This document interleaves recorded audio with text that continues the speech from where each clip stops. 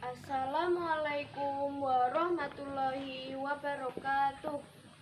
Nama saya Lutfiana Fitri Aulia dari SD Negeri 1 Pagerkuning. Di sini saya akan menceritakan cerita dengan judul Kisah Sampuraga. Pada zaman dahulu, di daerah Padang Polak, Sumatera Utara, tinggallah seorang janda tua bersama anak laki-lakinya yang bernama Sampuraga di sebuah gubuk yang sangat miskin. Meskipun mereka miskin, mereka tetap saling menyayangi. Untuk memenuhi kebutuhan hidup sehari-hari, mereka setiap hari bekerja sebagai tenaga upahan di ladang milik orang lain. Keduanya sangat rajin bekerja dan jujur, sehingga banyak orang kaya yang suka kepada mereka. Pada suatu siang, Sampuraga bersama majikannya beristirahat di bawah pohon yang rindang. Setelah bekerja sejak pagi, sambil menikmati makan siang, mereka berbincang-bincang dalam suasana yang akrab, seakan tidak ada jarak antara majikan dan buruh. Wahai Sampuraga, usiamu masih sangat muda. Kalau boleh saya menyarankan, sebaiknya kamu pergi ke sebuah negeri yang sangat subur dan penduduknya hidup makmur. Negeri manakah yang Tuhan maksud? Negeri Mandailing namanya. Di sana rata-rata penduduknya memiliki sawah dan ladang. Mereka juga sangat mudah mendapatkan uang dengan cara mendulang emas di sungai, karena tanah di sana memiliki kandungan emas. Sebenarnya saya sudah lama bercita-cita ingin pergi merantau. Saya untuk mencari pekerjaan yang lebih baik. Saya ingin membahagiakan ibu saya. Cita-citamu sungguh mulia, Sampuraga. Kamu memang anak yang berbakti. Sepulang dari bekerja di ladang majikannya, Sampuraga mengutarakan keinginannya kepada ibunya. Bu, Raga ingin pergi merantau untuk mencari pekerjaan yang lebih baik. Raga ingin mengubah nasib kita yang sudah lama menderita. Kemanakah engkau akan pergi merantau, anakku? Ke negeri Mandailing, Bu. Pemilik ladang itu yang memberitahu Raga bahwa tanah di sana sangat subur dan penduduknya hidup makmur dan sejahtera. Pergilah, nak, meskipun ibu sangat khawatir kita tidak akan bertemu lagi karena usia ibu yang semakin tua. Tetapi ibu tidak memiliki alasan untuk melarangmu pergi. Ibu minta maaf karena selama ini ibu tidak bisa membahagiakanmu. Terima kasih, Bu. Raga berjanji akan segera kembali jika Raga sudah berhasil. Doakan Raga ya, Bu. Ya, anakku, siapkanlah bekal yang akan kamu bawa. Setelah mendapatkan doa restu dari ibunya, Sampuraga mempersiapkan segala sesuatunya. Keesokan harinya, Sampuraga berpamitan kepada ibunya. Bu, Raga berangkat. Jaga diri ibu baik-baik. Jangan terlalu banyak bekerja keras. Hati-hati di jalan, nak. Jangan lupa cepat kembali jika kamu sudah berhasil. Sebelum meninggalkan gubuk reoknya, Sampuraga mencium tangan ibunya yang sangat disayanginya itu. Suasana haru pun menyelimuti hati ibu dan anak yang akan berpisah itu. Tak terasa air mata jatuh dari kelopak mata sang ibu. Sampuraga pun tidak bisa membendung air matanya. Kemudian Sampuraga merangkul ibunya. Sang ibu pun membalasnya dengan pelukan yang sangat erat, lalu berkata, "Sudahlah nak, jika Tuhan menghendaki, kita akan bertemu lagi." Setelah itu, Sampuraga meninggalkan ibunya seorang diri. Berhari-hari sudah Sampuraga menyusuri hutan belantara dan melewati beberapa perkampungan. Suatu hari Sampuraga sampailah ia di kota kerajaan Bidoli Mandailing. Ia sangat terpesona melihat negeri itu. Penduduknya yang ramah tamah, masing-masing memiliki rumah dengan bangunan yang indah, beratapan hijau. Sebuah istana berdiri megah di tengah-tengah keramaian. Candi yang terbuat dari batu bata terdapat di setiap sudut kota. Semua itu menandakan bahwa penduduk di sana hidup makmur dan sejahtera. Di kota itu, Sampuraga mencoba melamar pekerjaan. Lamaran pertamanya pun langsung diterima. Ia bekerja dengan seorang pedagang yang kaya raya. Sang majikan sangat percaya kepadanya karena ia sangat rajin bekerja dan jujur. Sudah beberapa kali sang majikan menguji kejujuran Sampuraga. Ternyata ia memang pemuda yang jujur. Oleh karena itu, sang majikan berkeinginan memberikannya modal untuk membuka usaha sendiri. Dalam waktu singkat, usaha dagang Sampuraga berkembang dengan pesat. Keuntungan yang diperolehnya ia tabung untuk menambah modalnya lagi.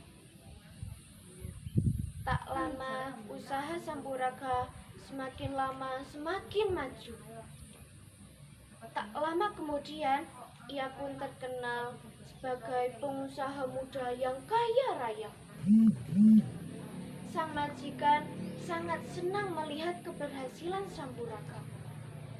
Ia berkeinginan menikahkan Sampuraga dengan putrinya yang cantik jelita itu. "Raga, engkau adalah anak yang rajin dan baik. Maukah engkau aku jadikan menantuku?" "Dengan senang hati, Tuan. Hamba bersedia menikah dengan putri Tuan yang cantik jelita itu." Pernikahan itu diselenggarakan secara besar-besaran sesuai adat Mandailing. Persiapan dilakukan 1 bulan sebelum acara tersebut diselenggarakan. Puluhan ekor kerbau dan kambing yang akan disembelih disediakan. Gordang sambilan dan gordang berupun yang terbaik disediakan untuk menghibur para undangan. Berita tentang pesta pernikahan yang meriah itu telah tersiar ke pelosok-pelosok daerah. Seluruh warga sudah mengetahui berita itu, termasuk ibu Sampuraga. Perempuan tua itu hampir tidak percaya.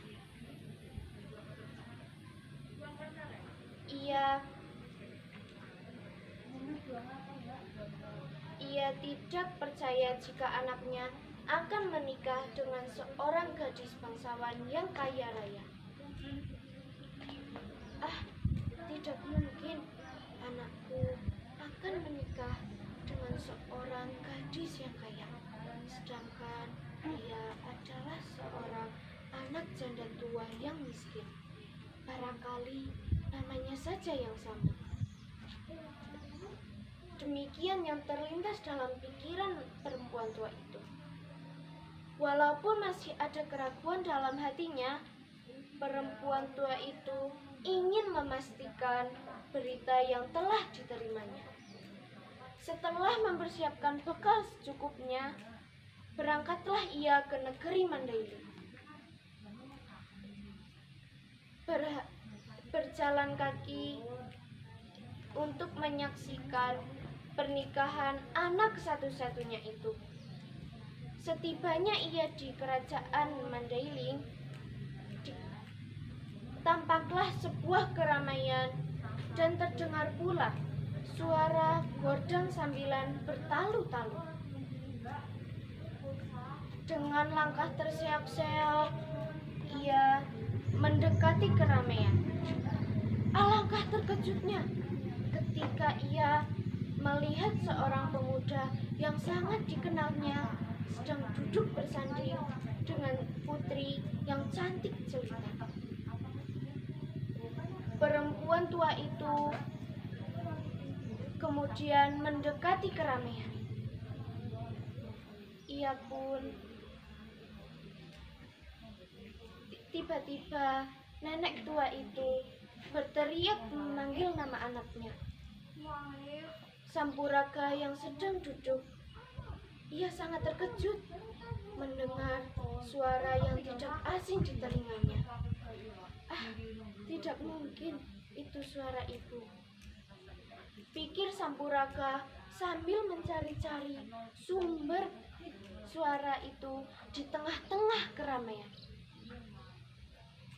Beberapa saat kemudian, seorang nenek tua itu mendekati Sampuraga. Sampuraga yang sedang duduk bersanding dengan istrinya sangat terkejut. Sampuraga sangat malu kepada para hadirin, para undangan yang hadir, karena tiba-tiba nenek tua itu mengaku-ngakuinya sebagai anaknya. Hei perempuan jelek, enak saja kamu mengaku-ngaku sebagai ibuku. Aku tidak punya ibu sejelek kamu. Pergi dari sini, jangan mengacaukan acaraku, hardik Sampuraga. Sampuraga, anakku, aku ini ibumu nak, yang telah melahirkan dan membesarkanmu. Kenapa kamu melupakan ibu nak? Ibu sudah lama merindukanmu. Rangkulah ibu nak. Iba perempuan tua itu. Tidak, kau bukan ibuku. Ibuku sudah lama meninggal dunia.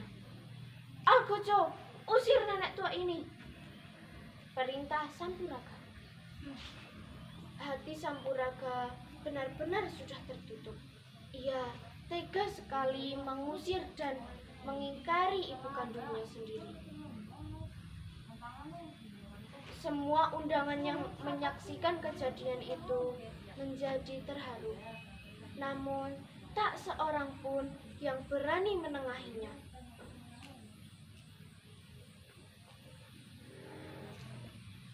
Perempuan tua itu kemudian diseret oleh dua orang sewaan Sampuraga untuk meninggalkan pesta itu. Dengan derai air mata, perempuan tua itu berdoa, "Ya Tuhan, jika benar pemuda itu adalah Sampuraga, berilah ia pelajaran. Ia sudah mengingkari ibu kandungnya sendiri."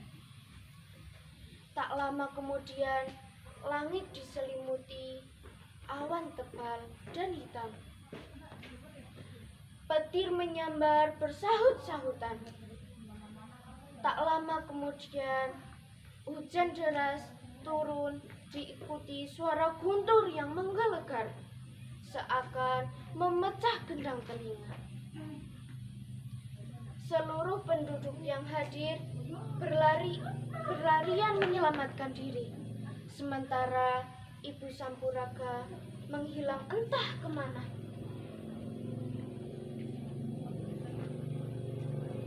Dalam waktu singkat, tempat itu tenggelam seketika. Tak seorang pun yang selamat, termasuk Sampuraga dan istrinya. Beberapa hari kemudian, tempat itu menjadi kolam air yang sangat panas. Di sekitarnya terdapat batu kapur yang berukuran besar, yang bentuknya menyerupai ekor kerbau. Selain itu, terdapat 2 unggukan tanah berpasir dan lumpur berwarna. Oleh warga setempat, tempat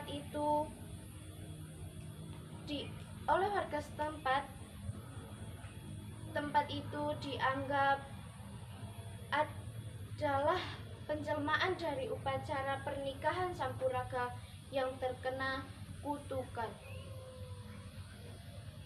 Oleh masyarakat setempat, tempat itu diberi nama Kolam Sampuraga. Hingga kini, tempat ini menjadi salah satu daerah pariwisata di daerah Mandailing yang ramai dikunjungi banyak orang. Demikian cerita yang dapat saya sampaikan. Saya akhiri. Wassalamualaikum warahmatullahi wabarakatuh.